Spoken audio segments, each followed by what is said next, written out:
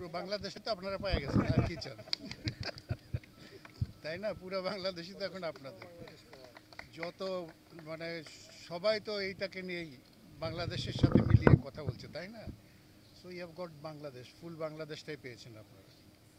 আর সেখানে আমাদের মাননীয় প্রধানমন্ত্রী যেভাবে পুরো জিনিসটাকে হ্যান্ডেল করে বাঙালিকে যেই জায়গায় নিয়ে গেলেন, আমাদের কৃতজ্ঞতার কোনো শেষ নাই সেই জায়গায়। আর আমি ব্যক্তিগতভাবে আমি আপনাদের এমপি মহোদয়ের সব কাজকর্মগুলো দেখলাম এবং ওনার পার্সোনাল ইনভলভমেন্ট দেখে আই এম রিয়েলি ইমপ্রেসড। আমার মনে হয় যে প্রত্যেক যদি এমপি আমরা এইভাবে কাজ করতাম তাহলে বাংলাদেশটা হয়তো এর মধ্যেই অনেকটুকু এগিয়ে যেতে পারবে, এইটুকু আমি বিশ্বাস করি। এবং সেই হিসাবে আমি তাকে ধন্যবাদ দিয়ে ছোট করবো না, আমি বলবো যে he is the proper man, যে নাকি ধরেন এই আপনাদের গ্রাসরুটে এতগুলো মানুষকে একটা অন্য জীবন দেওয়ার ব্যবস্থা করে। আমি সেই সাথে একটু সামিল হতে চাই, আমরা চেষ্টাটা করব। আমি তো দেওয়ার মালিক না, কিন্তু আমি ওই যে চাওয়ার মালিকের, তো সেই হিসাবে অলরেডি একটা বঙ্গবন্ধু নব থিয়েটার করার জন্য আমরা এখানে চেষ্টা করব। যদিও এটা সরকারের একটা পারমিশন লাগবে এবং ওনারও কিছুটা সাহায্য করতে হবে আমাকে। আর একটা হলো আমাদের ইঞ্জিনিয়ারিং রিসার্চ ইনস্টিটিউট, সেটার জন্য আমরা জায়গা খুঁজছিলাম, বাট আমার মনে হয় যে উনি যে জায়গাটা দেখিয়েছেন গুড এনাফ ফর আস, আমরা হয়তো ওখানে ওইটা করবো। সুতরাং আপনারা দুটো প্রজেক্টের ব্যাপারে মোটামুটি আশাবাদী হতে পারেন, কিন্তু সব কিছু ডিপেন্ড করে বঙ্গবন্ধু কন্যার উপরে, এবং আমি আশা করি যে বঙ্গবন্ধু কন্যা আমাদেরকে নিরাশ করবে।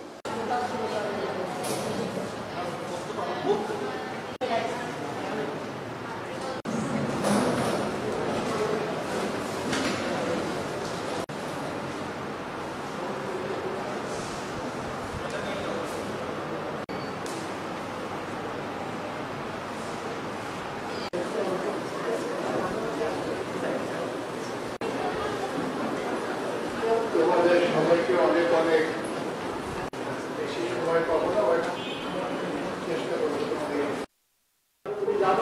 তোমরা জানো যে আমাদের মাননীয় মন্ত্রী অনেক বড় বড় প্রকল্প করতেছেন এবং উনি একজন কবি। ওনার পিতাও একসময় ঢাকা কলেজে প্রিন্সিপাল ছিলেন।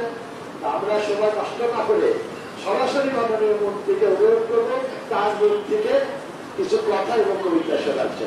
সবাইকে ধন্যবাদ। জয় বাংলা, জয় বাংলা। তোমরা মোবাইলে অনেক কিছু করতে পারো, মোবাইল দিয়ে অনেক কিছু করা যায়, যেটা করে আমরা সময় বাঁচাই, আমরা বেশি কাজ করতে পারি সেই জায়গায়। তো এটা শুরুটা হয়েছিল আমার মন্ত্রণালয়ের হাত দিয়ে, অর্থাৎ আমার হাত দিয়ে। আমি একটুখানি ব্যাকগ্রাউন্ডে তোমাদেরকে বলে যাই, তাহলে তোমাদের কাছে